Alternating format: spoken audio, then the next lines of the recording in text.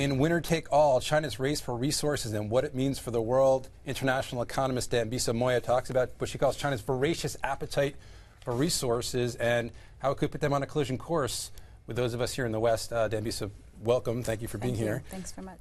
So we've heard a lot about this in the last couple of years. China buying up resources in Africa, China's massive consumer of commodities. You're taking this a step further, saying that you think this is going to be the dominant global issue over the next couple of decades? Oh, absolutely. I mean, already today, we have over 20 wars that are raging around the world that have their origins in commodities. And if you look at commodity prices, we've seen since just in the aftermath of the financial crisis, commodity prices go up by as much as 150%.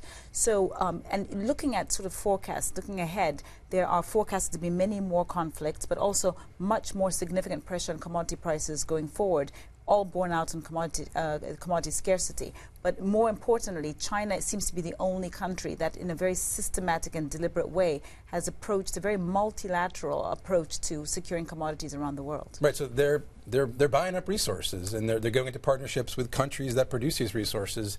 And some people think that that's sort of a new colonialism, but it seems to me like it's a good old-fashioned capitalism. They're using their money. It absolutely is good old-fashioned capitalism. I mean, they have no neo-colonialist agenda whatsoever. They're not interested in democracy, as we know. They're not interested in transferring religion. I mean, they're purely there for the economic motive. And obviously, this is linked into the political imperative at home, that they've got to continue to deliver economic growth and continue to reduce poverty at home. So it's absolutely a very, very clear and deliberate approach, which I think is incredibly admirable. Right, it makes rational sense for them and their people. Right. And the thing is, it's not just about Africa. They're in South America. I mean, just next door to the United States, in Brazil, they have the largest trading partner and the largest foreign direct investment into Brazil. They are doing deals in Canada, such as the laptops for pork deal that they did recently. They will provide laptops to Canada in return for Canada providing pork. Kazakhstan and Russia, they're doing deals in uranium, in oil, across Africa, land transactions. Australia, I mean,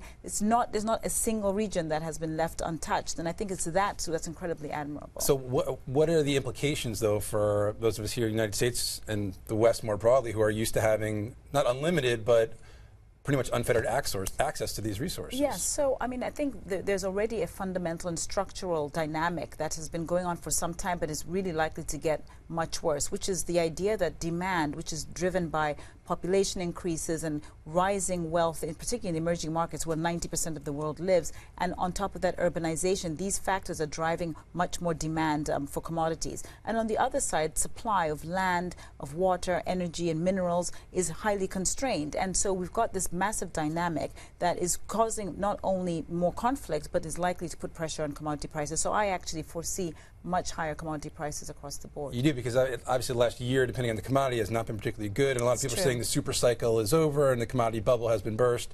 You're saying this is a temporary lull? Absolutely not. It's, of course, a temporary lull. I mean, whether you believe, and we should believe in the convergence story of China, the fact that sort of commodity intensity of use has actually sort of bottomed out. In many commodities, we're still seeing increases in the amount of commodities inputs that are being used to generate a unit of output.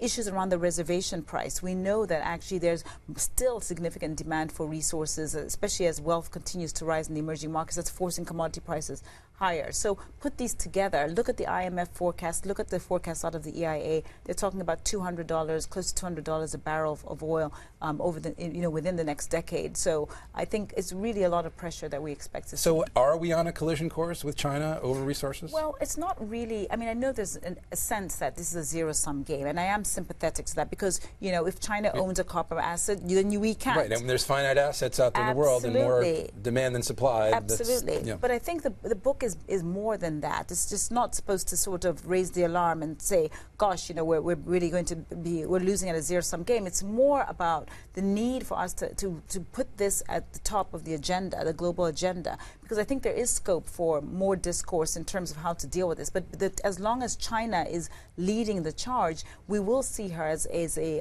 monopsonist pricer in the market. She's the determinant now of copper prices. She's the determinant of coal prices. And significantly over time, I think she will continue to be that drive commodity prices as long as the rest of us aren't doing anything about it. Right. Well, you started off talking about conflicts around the world, and the U.S. we're building up our military assets in the Pacific Rim.